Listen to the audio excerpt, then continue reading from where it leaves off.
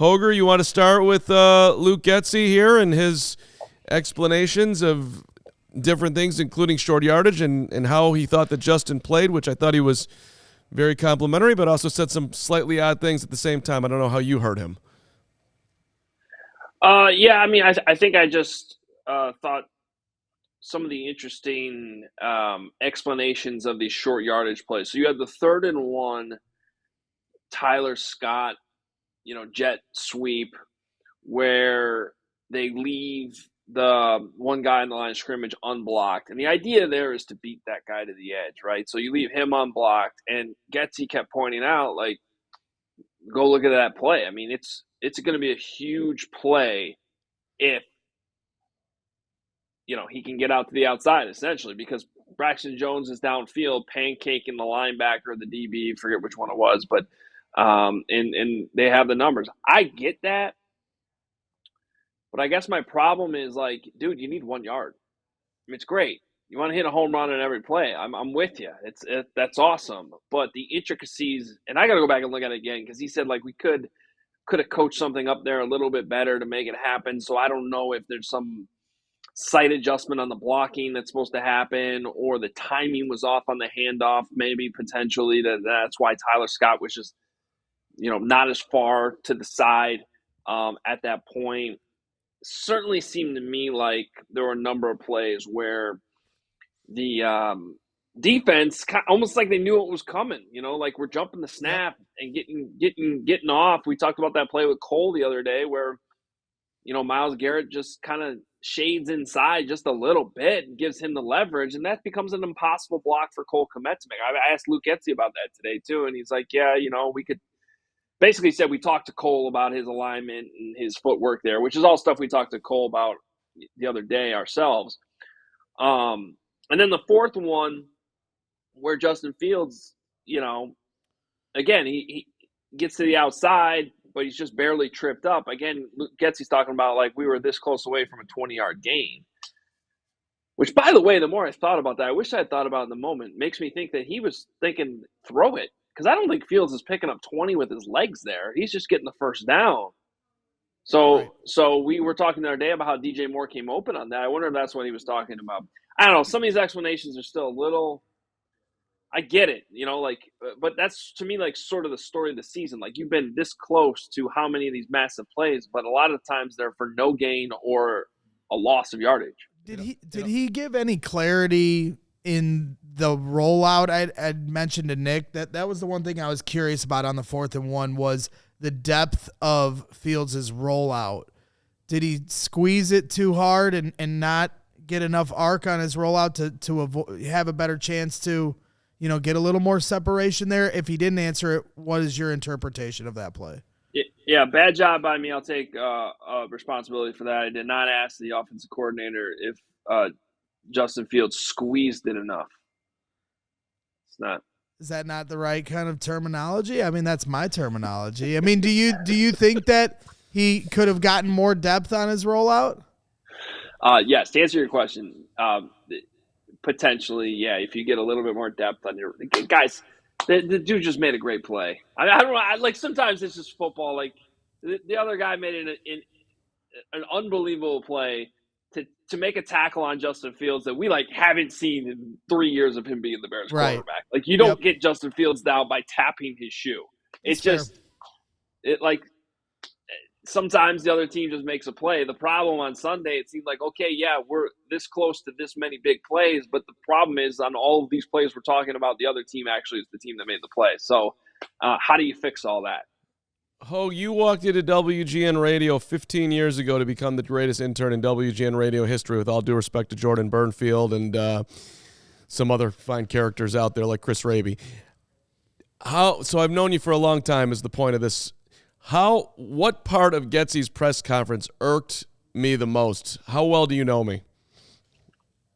There was one 5 words that he said that really bugged me. Started with a maybe. Started with a maybe? Yeah. And he's talking about Fields. I'll just answer my own question. He said maybe we need to explain it a little better to him as far as a play. or Justin just needs to execute. Maybe it's more words than I said it was. It's like and 11. I'm like, you just maybe explain it a little better. Like he can't quite figure it out, or I guess you're supposedly maybe sort of putting it on yourself. But did your ears perk up at all when he said that? Maybe explain it a little better. It bugged me. I was bugged. I mean, I think that would have been my answer to your question, is that whatever it was that irked you, I wouldn't be able to figure it out because you're a very complicated fella. And it's really hard to know which random words in a press conference are going to trigger you. In this case, I thought he was just trying to take accountability for saying, like, hey, we could do a better job of coaching it up. But, yeah, no, so I of all the things that were said in that press conference, I don't think I would have ever. We could have sat here for an hour. I don't think I would have answered that correctly. So you're saying I heard it wrong, that he was actually putting it on himself. I think maybe we can explain it a little better. If I said that to Greg, maybe I need to explain it a little better to you. Like that's literally something you would say to me. And I'm not being nice, and I'm not saying that he was being like a total jerk, but. I do think there's like this Getsy thing where like he'll take accountability, but he'll also like he was asked today about, are you does it bother you something at the end about where the offense is at? It's like, no, I'm not bothered. It's part of the process. And Cleveland's a really good defense. Like he doesn't. Yeah, dude, I'm bothered. We need to score more points. The defense is killing, and if I had my offense in a better situation right now, we'd be winning a lot more games. He's not going to go there. No, it's all part of the process, And whatever. I'm not saying it's the worst thing he's ever said, but I think he has a way of just deflecting that kind of it gets under my skin. All right. Well, anyway, the other play I wanted to talk about was right at the end of the game. I just thought this was interesting. I hadn't even noticed this in the moment, or even honestly watching the film. But Getsy said they thought there were 5. So this is right at the end of the game before the Hail Mary. Tyler Scott busts off that big catch and run right down the sideline. Does a good job of initially staying in bounds instead of going out right away. Gets that extra yardage. And it looks like he went out at the 40-yard line. They spot that ball at the 45. And so the Bears, Getsy said, initially thought that they were 5 yards closer to their field goal marker to kick the field goal there. And then all of a sudden the ball gets spotted and they're actually 10 yards. They need 10 yards. And that drastically can impact your play calling in that moment. So there was a little confusion there. I went back and watched it, and it's hard to see on the film, but it looks like Tyler Scott is either very, very close to stepping out. It's actually more like the 44 and a half. So either way, I think they spotted it a little bit wrong. It's really hard to see if his heel's down. His toe looks like it's inbound still as he's tiptoeing down the sideline. The thing that irks me about this, regardless, like whatever, you got to adjust to wherever they spot the ball. I'm pretty sure it's the official that's way back, like 25 yards back. She's running down the line. I'm pretty sure she's the one that ends up spotting the ball. There's 5 bodies, giant football players, between her and where Tyler Scott's foot may have gone in and out of bounds. I just think this goes back to the conversation we have sometimes about spotting the football and measuring first downs. And I just it's so annoying for a sport that is this advanced, that has this much money riding on it, all these gambling reads we do every single one of our shows and every other football show that's out there. We can't get the spot right or even remotely close. The official marking this is 30 yards away. Like, what the hell are we doing here, Roger Goodell? It's so unbelievably ridiculous. Carm watches tennis all the time. They got this Hawkeye technology. They could see exactly the shadow of the ball if it's in or out. Like, come on. If they wanted to fix this, they could, and they just don't. And it's so annoying. And you've said that. You've said that there's a reason why they don't, because it plays to the drama of it. And I have no doubt there is a chip in the ball. That's how they're able to do some of these next generation stats and things of that nature. So It doesn't. They don't want to fix it. The slight difference, though, is the tennis ball lands. So there's, as a technological expert, I think that makes it easier than when the ball's just in someone's hand. But you explaining that, you made me think of my cousin Vinny, with how many fingers do I have up here now in the glasses hole scene that somebody might remember. Hoge? Yeah. Richard Hightower? Yeah. Kicking field goals, not kicking field goals at the end of the half. He had a big explanation on why they didn't kick the 55-yarder.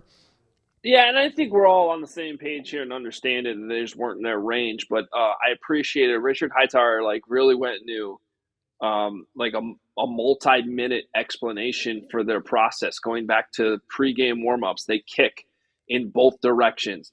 They not only are they watching what Cairo Santos is doing, but there's somebody on the staff assigned to watch the opposing kicker and where their kick line might be so that they can communicate that to Flus. So defensively, if the other team's in field goal range. He went into all of this.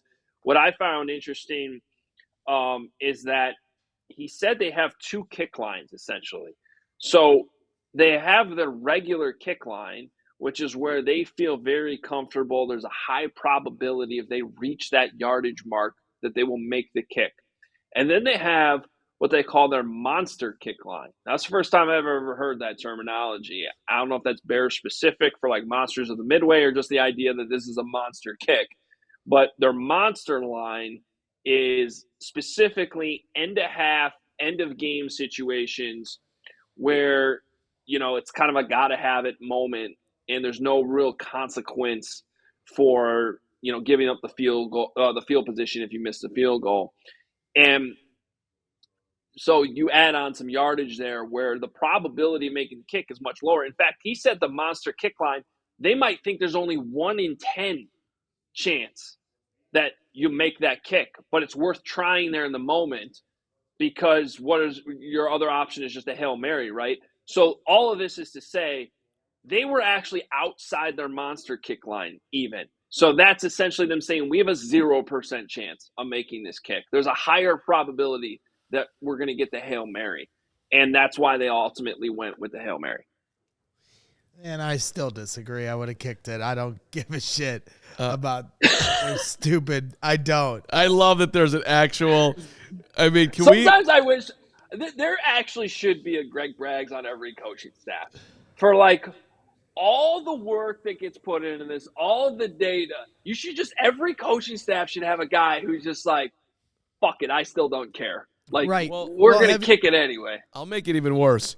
I was working in the lab late one night when my eyes behind an eerie sight for my monster from his slab began to rise. What the hell's happening? It's the monster. I got 1 more minute. Can I give you guys some more football information? Well, I was just going to... The monster match, the monster kick. Yes, tell us about Terrell.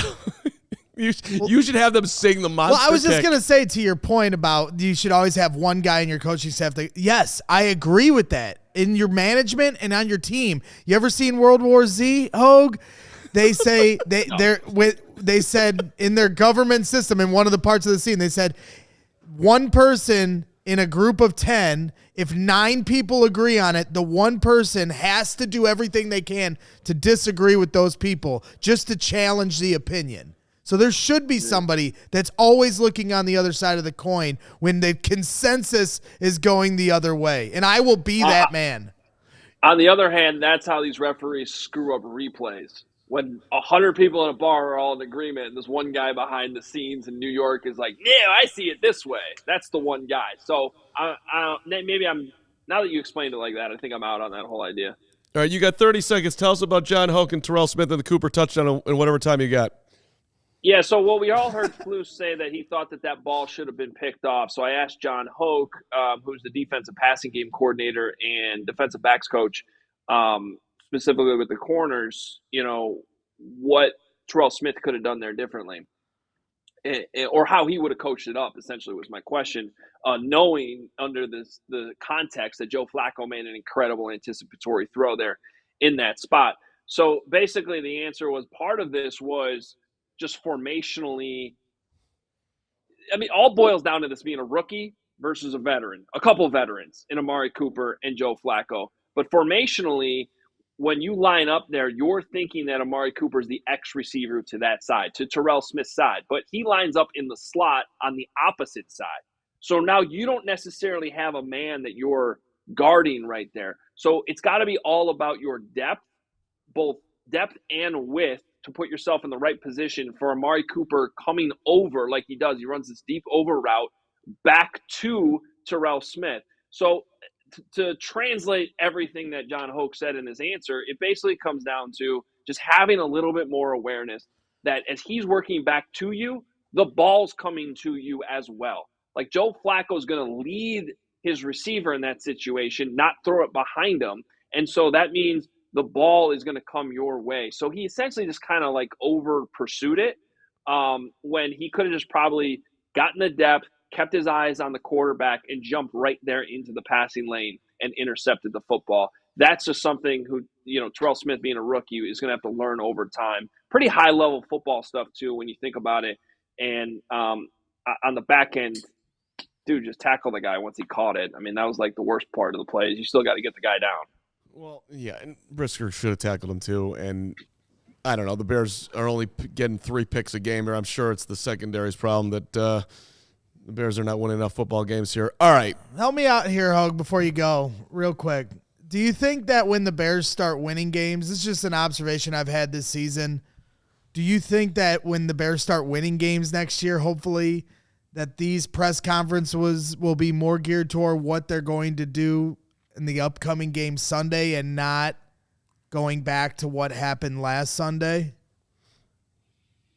I see what you're saying, and yeah, I mean, look, yes, and I'll be quick here because I gotta get out of this room, but when you play better, there's less questions about what happened, and then you ask more questions about what's upcoming. But also, that depends on the week, how big the game is that you're about to play, and there probably would have been more of those questions had this game on Sunday against the Cardinals meant more than it does now. It's kind of an afterthought, right? And so I think that's part of it. All right, Adam, we'll see you for pregame on Sunday. By the way, last thing, you're having an elite hair day. This is one of your best hair days I've ever seen at Halas Hall. You couldn't look better. I don't know if it's a fresh cut or not, but you look really good. So look at that thing. A couple days old. I'm a little disappointed in it, but I appreciate it. I'll take it. Strong hair day. All right, Hoge from Halas with the hair. We all silly like the mayor.